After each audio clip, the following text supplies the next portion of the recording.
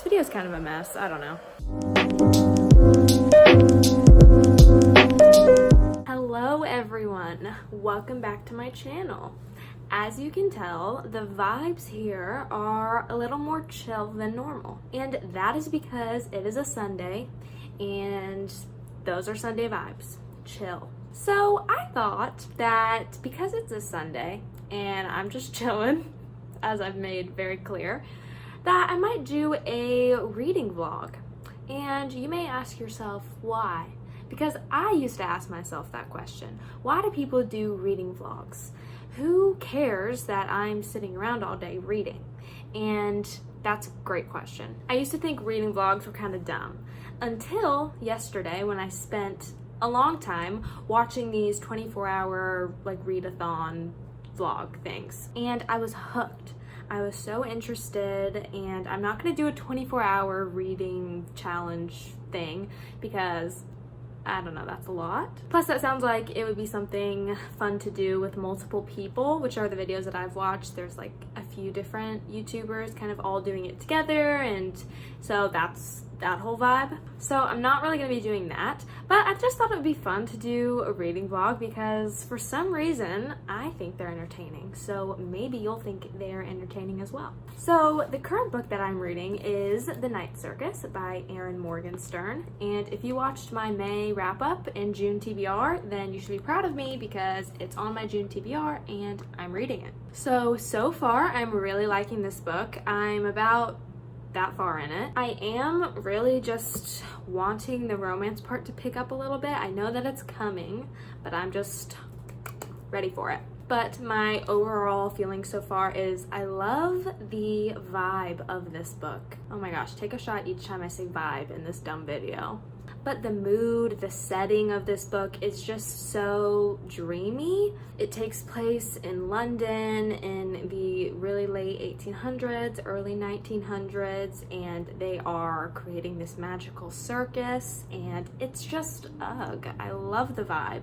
Also, the point of view of this book in the writing style is very interesting, and it's unlike anything I've ever read before. It's third person point of view, but it follows many characters, and it's really kind of like an omniscient point of view, more so than any other book. Like other books will have an omniscient point of view, but this really feels like you are watching what happens. And I think that's because it's very descriptive in the fact that some characters are referred to without a name, like the man in the gray suit. So the chapter will start and it will be the man in the gray suit is walking down the aisle. And it just feels like you're watching things unfold instead of feeling like you're a part of the story, which is very interesting. And I like it so far. It's kind of cool because I haven't read many books that do that. Also, this video is gonna have spoilers for The Night Circus. So if you haven't read it, then don't come for me if you get spoiled. So basically the part that I'm at is the circus has just done its first opening night. So the challenge hasn't happened yet, hasn't started yet, and I'm just really eager for that to happen because there's so much mystery surrounding it. So I just really want to know what this challenge is. And I obviously want Celia and Marco to interact with each other a little bit more. So far they haven't, other than the fact that Marco first saw her and thought she was like drop dead gorgeous. And then when he realized that she was his opponent, he was like, oh shit, I've got some competition. This girl is talented. So that's kind of where we're at. So I don't know how much I'm gonna read today. It is almost 3 o'clock. So I don't really have anything else I need to be doing today. Well, that's not true. I probably do, but I don't care. I'm gonna do this instead. So I'm gonna go make a cup of tea to begin, and then we're gonna get started, and I'll, periodically give little updates and stuff like that. So I hope that you enjoy. I hope that you find this kind of fun, and go make yourself a cup of tea, and after you watch this video, read a book yourself. I think you will enjoy it. Okay, let's go make a cup of tea. I'm gonna show you guys how I make my tea. And sorry if you can hear that background noise. My AC unit is atrociously loud, so let's just ignore her. I just turned it off, so now we have sweet, sweet silence. So the first thing that you're going to do is fill up your kettle, or microwave water if you don't have a kettle. That's what I did for the majority of my life. Also, as you can see here, I have an electric kettle, which is so nice because it boils the water so fast. And while you are waiting for your water to boil, you are going to pick a mug. I have quite an array up here. This one is probably my prettiest one. It has an A on it for Avery, that's my name. I usually use this one though, it's like super simple, but it's the largest one that I have. I also have this one, which is Friends themed, super cute, but it is very large. I actually use it for ramen when I make like a cup of noodles. I throw her in there. Now you're gonna pick out your tea. My favorite is the Celestial Seasonings Honey Vanilla Chamomile Herbal Tea. I love this tea, so I'm gonna get her out and throw her in the mug while we're waiting for the water to boil. Oh my gosh, the kettle is not plugged in.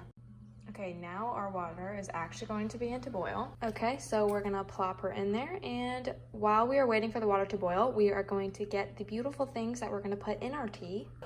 Okay, so an essential for me is honey. I always put honey in my tea. It is my sweetener of choice, even though the tea I'm making is honey chamomile something. So whatever, I love honey. And then sometimes I'll throw a little splash of milk in there as well.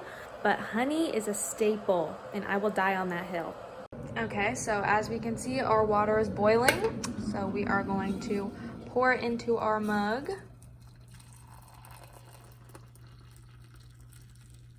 Okay, that was probably a little too full, and we're gonna let her steep. So what I usually do is I take a spoon and I like put it on there so that it gets sunk down to the bottom so that it can fully steep.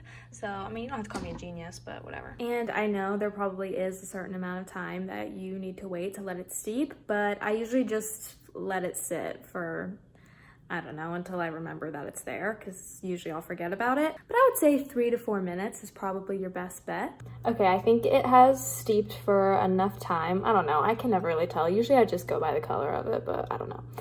And recently I started taking the tea bag out after it has steeped, because apparently that's a big deal to the British folk, and they are prepared to take up arms about the fact that you should not leave your tea bag in there while you drink it, and I have done that my whole life. So I don't think it's a big deal, but I don't want any British folk to come for me. I'm talking about you, Ben. But maybe they're not all passionate about the correct way to make tea, but I have a feeling they are, and I'm scared. Okay, so the way I know how much honey to put in is simply, I take my spoon, I squeeze the honey until it fills the spoon up, and right until it starts to run over. We have a full spoonful, and then we stir. And you know what? Because I'm feeling fancy, I'm gonna put a little splash of milk in it. I usually use almond milk because that is my milk preference of choice. Wait, that doesn't make sense. That's my milk preference, but I don't have any, so I'm gonna be using regular milk. This is my roommate's regular milk, so don't tell her that I'm using it. Splash. I don't know, I think I put too much in there. It's too white. See, this is why I don't put the milk in, but I'm sure it'll taste good. Also, I might leave the tea bag in, I don't care. Okay, so final taste test. Amazing, what can I say? I've done it again. Everybody get the honey vanilla chamomile flavor from Celestial Seasonings. It's so good, it's the only tea I drink. Okay, so I've got my tea, I've got my book, I'm in my bed. That's just the perfect setup for a good afternoon.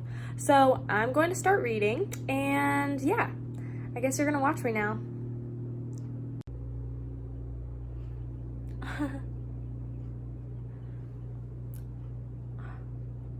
Okay, I'm just kidding.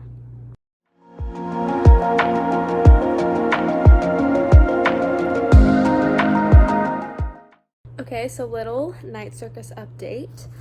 I am enjoying it, but I'm getting frustrated as to like not knowing what the challenge is. So far, it's just Celia and Marco making like really cool things for the circus, but that's not really a challenge. That's just people going back and forth making stuff. So I'm just anxious to see like what the actual challenge is, because this isn't really a challenge. And I know part of the reason is that both Celia and Marco don't know what it is either, which is like frustrating for them too. You know, they've been brought up their whole life to do this challenge, and then they don't get any details on what it actually is. That's just weird. I would be crazy. Also, I don't really like the way that Marco treats Isabel.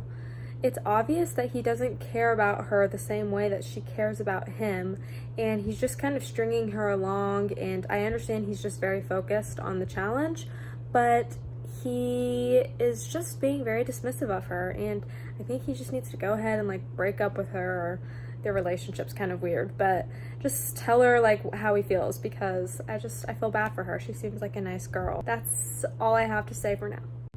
So it's been about 3 hours since I last checked in, and I have not been reading because I had to do some last minute work for my job virtually. So I've been kind of preoccupied with that, but I'm going to keep reading. More updates to come. Also, this is the same day. I just put on this sweatshirt because I was cold. Another thing about this book that's kind of interesting is that it spans so many years. And as the chapters move on, like months will be skipped at a time, and I'm only like a third of the way through it, and I think we've already gone forward like almost 10 years in time. So that's really interesting. I wonder if there's a point in the book where it's gonna stay at one time. I guess maybe during like the climax when something crazy's happening.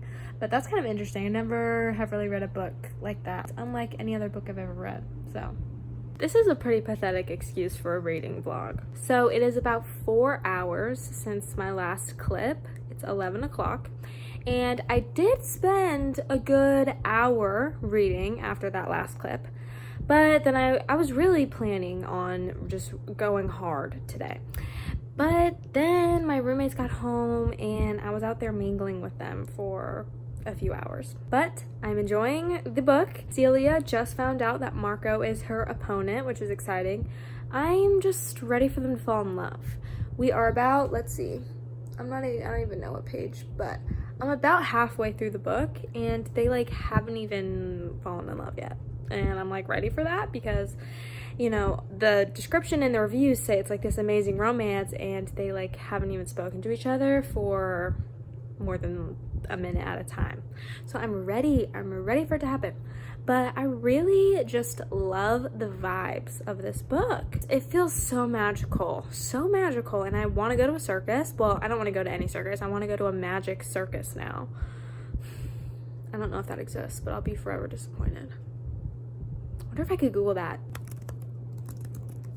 Okay, this is all saying books to read if you like the Night Circus, but I want to know, is there a circus that's like the circus in the Night Circus? No hits. I'm having no hits.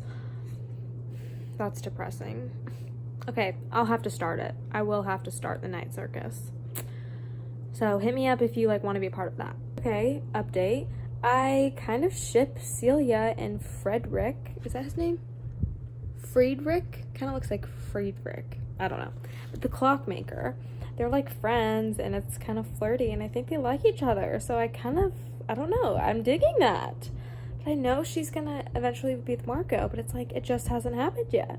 And so I kind of like this option for her. So, and I guess we'll see what happens with that. I'm intrigued. So it is 12:30 and I have finished about this much of the book. Look at me just not giving page numbers. I am the worst booktuber. But I am loving this book.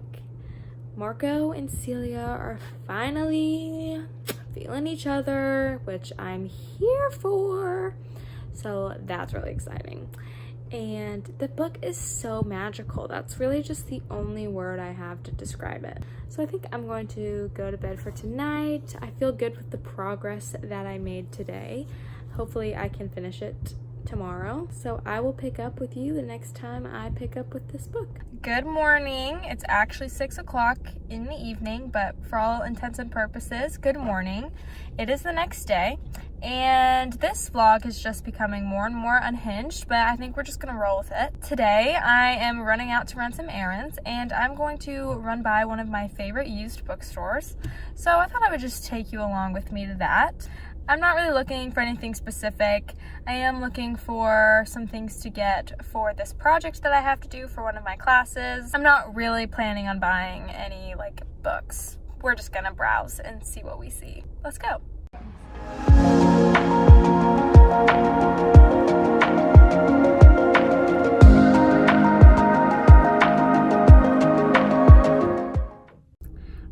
So I'm back, and I ended up buying one book. It was super cheap. It was kind of in their throwaway books type deal where you get them for like 30 cents, just super cheap. Someone just saw me vlogging and I'm embarrassed. It's kind of cute though. Ooh. So what I got is a book called Jane Austen Ruined My Life by Beth Patillo. Beth Patillo, and same Beth Patillo. So this woman finds out that her husband cheats on her, and she says suddenly all of her romantic notions a la Austen are exposed for just foolish dreams. And she goes on this fun little adventure to find these missing letters of Jane Austen, and it takes her all over England. She also reconnects with an old friend of hers, this guy, so we all know where that goes. But it's kind of cool because I think it actually has some like excerpts from some of Jane Austen's actual letters in real life. And you know me, I'm just a Jane Austen simp, so I thought that this was just like super funny, and the title is hilarious. Jane Austen Ruined My Life. I love that. So that's it though. I just got one thing, so I feel like that is just one step forward in my buying books addiction. So pat me on the back, please. Thank you. I also got Burger King. I am a vegetarian, so I get the Impossible Whopper, and I love that burger. Oh my gosh, it's one of the best veggie burgers I've ever had. So if you're also a vegetarian and have not tried the Impossible Whopper from Burger King, it is so good. So this video is going to pick up in probably an hour or two with me actually reading in this reading vlog. Bye! You know what? I decided I'm gonna finish this book tonight if it's the last thing I do. I am this far through it. Okay, let me give an actual page number. I'm on page 333. How about that? There are around 500 pages in the book, and I'm gonna finish it. It is only 9 o'clock, and I'm gonna be honest with you guys, I usually stay up till 1 o'clock, 2 o'clock in the morning, just on a nightly basis. It's just one of those things that I do. So I'm gonna be up. Let me just not get distracted by watching a TV show or watching YouTube and actually just read this book. Let me finish it because I'm enjoying it and I want to know what happens. So I'm going to power through, and let's hope that I'm not lying about that. Okay, little update. Chandresh, however you say his name, has just killed Friedrich. And it's like, what? Obviously, so he was aiming for the man in the gray suit, which still don't really know why, but he got Friedrich instead, and it's crazy. So this is my initial reaction. I just read it, so I'm shook, and we're gonna see what happens. Stuff is getting spicy now, so much is happening. Okay, I suspicioned, but I wasn't sure that either Celia or Marco was gonna have to die, but now we know that that is happening, and I'm distraught. I'm severely distressed about this. I'm distressed. If one of them dies, I'm gonna be so mad. That better not happen. They better find a way. Okay, it is 12:25 a.m. and I have finished the Night Circus. I really enjoyed this book, like a lot. It was unlike anything that I've ever read before. I think I'm gonna do some final concluding thoughts in the morning, but I persevered and I finished the book. So, hope you're proud of me. Love y'all. Good night. Okay, so I'm gonna wrap up this vlog with my final thoughts on the Night Circus. So, I really enjoyed this book. I would say it was almost 5 stars for me. I'm not sure, I might give it 4. But as I said multiple times throughout this video, the entire atmosphere of this book was just unlike anything I've ever read before. I've never read a book that just really focused on the setting as such like an integral part of the story in the book. I loved the romance between Celia and Marco. I do wish we had seen a little more of it. There was just so many different perspectives in this book. Like I said, it was a very like omniscient third person type situation where you just feel like you're watching all of these different things happen in different parts of the world. And I liked that. I thought it was cool, but there were parts when I wished that we got a little more Celia and Marco action. Something else about this book that I thought was cool that I've never really read before is how just time passed. how years would pass, but it didn't feel like years were passing. And I think obviously that has to do with the fact that the people weren't aging, but the whole span of the book takes place over like 16 years. So you could definitely say Marco and Celia's love was a slow burn. So I liked the ending. I thought it was cool how they chose Bailey to take over as kind of the caretaker of the circus, and I thought that was like really fun. His relationship with the twins were really cool, so I really liked that part of the storyline. I want to know what is happening with Marco and Celia. Obviously, I know that they're kind of living in this weird like limbo world where they're together at least and they're in the circus, and it sounds like they can interact with some people, but it's kind of weird like how they're living, and I'm glad they're together. Obviously that makes me happy that neither of them died, but I don't know if I'm like satisfied with the fact that they're not really in the real world anymore. But I don't know, that's not enough to like really like ruin the book for me or anything. It just wasn't quite the ending I was expecting.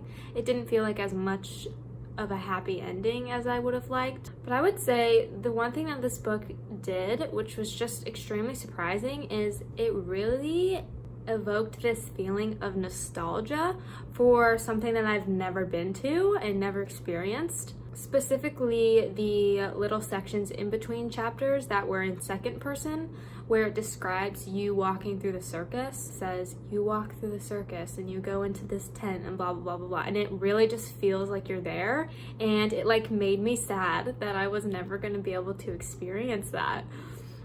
So I really did just have this like immense feeling of nostalgia for this place, and I think that really just speaks to the storytelling and the world building that Erin Morgenstern did, because that's a pretty crazy thing to like get out of your readers. So overall, I really enjoyed this book. I would definitely recommend it to everyone to read. It's interesting because you really do have to actively pay attention, especially because of the jumping times. It's like at the beginning of each chapter you need to make note of the place and the time and kind of remember what's gone on in that time so that you can like pick up with the rest of the story.